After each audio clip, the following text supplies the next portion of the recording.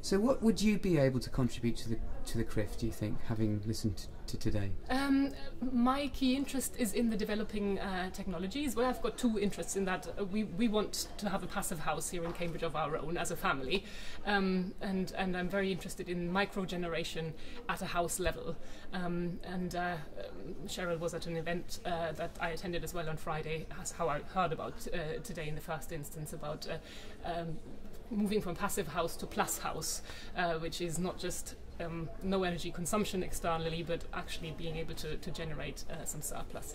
But professionally, my interest is in future technologies which are not proven as yet, and the demonstration projects that Cheryl referred to in answer to my questions during the event. And I work on algal technologies, of which there has been a lot of hype in terms of what they can do with biofuels, etc.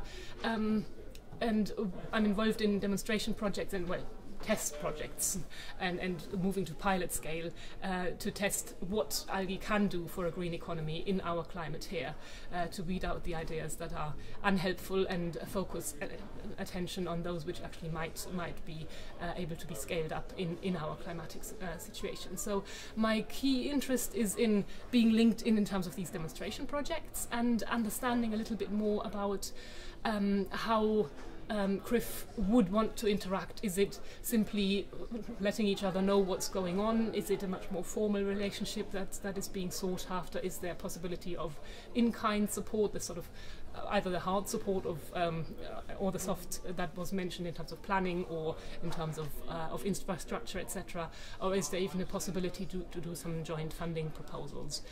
Those are the areas where I wasn't quite clear. There wasn't time enough to have a detailed discussion during the event itself. So if I move on very quickly, because there's quite a lot of stuff there, to what you think needs to change here in Cambridgeshire to move the agenda on, because we heard a lot about how we've kind of come to not an impasse, but there's a lot of energy, but there are certain problems, certain challenges, I think was what Cheryl talked about. So what would you say really needs to change, do you think?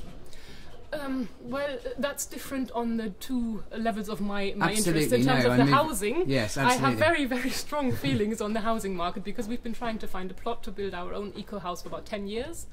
And there is a whole society in Cambridge University, the Self-Build Society, where people are coming from other countries like myself, where it's completely normal to build your own house, where you have much more control over what goes in and where you determine the level of quality. Have in those 10 years have suffered a great deal of frustration about the lack of support in infrastructure and availability of plots for people like ourselves who have that motivation.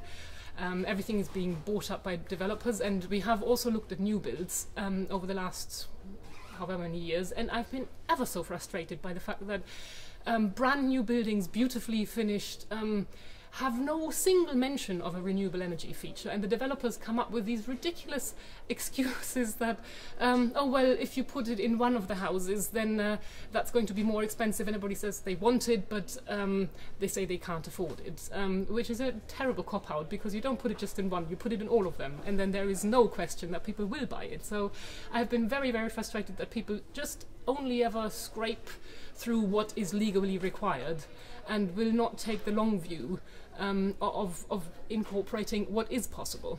And yeah, so that's one thing I think where it's good that the standards are moving up, and that yeah, code levels are rising in terms of what has to be incorporated. But if there is any way to steer developers to incorporate more than just the bare necessities, that would be very, very helpful, I think. So that's my little rant in terms of the housing market, with painful personal experience.